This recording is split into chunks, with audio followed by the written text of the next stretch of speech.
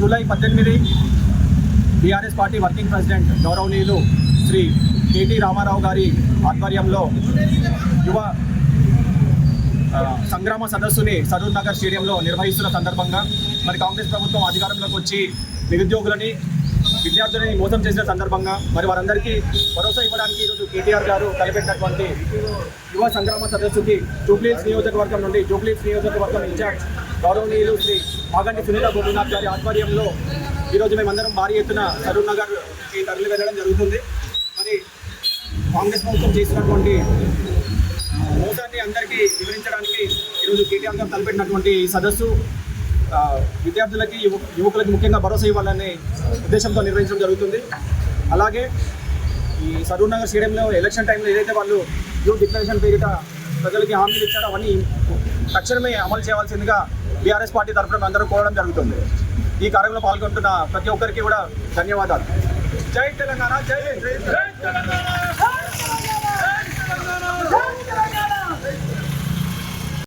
తెలంగాణ.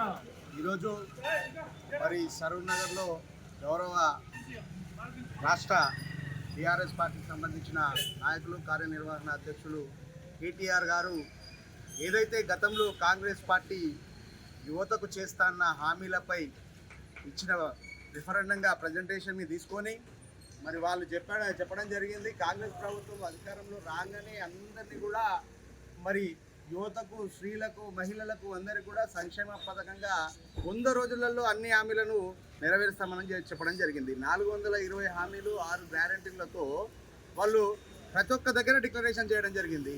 బీసీలో, కామారెడ్డిలో, చేవెళ్లలో ఎస్సీల కోసము, యువత కోసము ఇట్లా వాళ్ళకి సంబంధించిన ఏఐసిసి సభ్యులైనటువంటి రాహుల్ గాంధీ గారిని తీసుకొచ్చి మరి ఇక్కడ ప్రకటనలు చేయడం జరిగింది. ఏంటంటే కాంగ్రెస్ ప్రభుత్వం రాగానే తెలంగాణలో మరి అభివృద్ధిని శరవేగంతో ముందుకు తీసుకెళ్తామని చెప్పడం జరిగింది. అయితే అధికారం వచ్చినాక 2.5 సంవత్సరాలు గడిచిన తర్వాత కూడా ఒక్క హామీని నెరవేర్చడంలో విఫలమైందంటే రేవంత్ రెడ్డి సర్కార్. కాబట్టి బీఆర్ఎస్ పార్టీ ప్రజల పక్షాన ఏవైతే హామీలు, డిక్లరేషన్లు ఇస్తా అన్నారో వాటన్నిటిని కూడా నెరవేర్చాలని ఈరోజు బ్రహ్మాండంగా మరి హైదరాబాద్కు సంబంధించిన సరూర్ నగర్లో ఏర్పాటు చేసినటువంటి సభకు మేమందరం కూడా స్వచ్ఛందంగా మాగంటి సునీత గోపీనాథ్ గారు మరి యువతకు ప్రతి ఒక్క పక్షాన, ప్రజల పక్షాన, ప్రజా సమస్యల మీద నిరంతరం పోరాటం చేస్తున్నారు కాబట్టి వారి పక్షాన మేమందరం కూడా బయలుదేరడం జరుగుతుంది. అంతేకాక కాంగ్రెస్ ప్రభుత్వాన్ని మెడలు ఉంచి రానున్న రోజుల్లో మరి ఏవైతే హామీలు ఇచ్చారో అవి ప్రజల పక్షాన మేము అడగడమే జరుగుతుంది. ఆ సభకు కూడా మాకు పర్మిషన్ రాకుండా మరి నిరంతరం ప్రతి ఒక్క మా నాయకులను అగ్రనాయకులైనటువంటి వారిని హరీష్ రావు గారిని కానివ్వండి, కేటీఆర్ గారిని కానివ్వండి, మా సునీత గోపీనాథ్ గారిని కానివ్వండి, మిగతా నాయకులందరినీ కూడా హౌస్ అరెస్ట్ చేస్తున్నారు. అంతేకాదు మాకు సంబంధించి ప్రశ్నించడం జరుగుతుంది. ప్రజల పక్షాన, ప్రజల సమస్యల మీద ప్రశ్నిస్తుంటే మాకు సంబంధించిన భద్రతను తొలగించడం జరుగుతుంది. మా నాయకులకు సంబంధించి నిరంతరం మా నాయకులు, చిన్న నాయకులు, పెద్ద నాయకులు ఎవరైనా కూడా ప్రజల పక్షాన, ప్రజల సమస్యలను అడగొద్దు, మీరు ప్రజల గొంతుక కావద్దు అని మమ్మల్ని, బీఆర్ఎస్ పార్టీని మరి ఎప్పటికప్పుడు నిరంతరం వారు ఒత్తిపెట్టే ప్రయత్నం చేస్తున్నారు. ఇది మంచి పద్ధతి కాదు. ప్రజాస్వామ్యంలో మేము ప్రజల పక్షాన నిరంతరం పోరాటం చేయడమే మా ఉద్యమంగా, మేము ఉద్యమ పార్టీగా బీఆర్ఎస్ పార్టీ ఏర్పడింది. కేసీఆర్ గారి నాయకత్వమే తెలంగాణకు శ్రీరామ రక్షణగా చెప్పడం జరుగుతుంది. కాబట్టి జై తెలంగాణ. మాగంటి సునీత గోపీనాథ్ గారి నాయకత్వం, మాగంటి సునీత గోపీనాథ్ గారి నాయకత్వం, జై తెలంగాణ.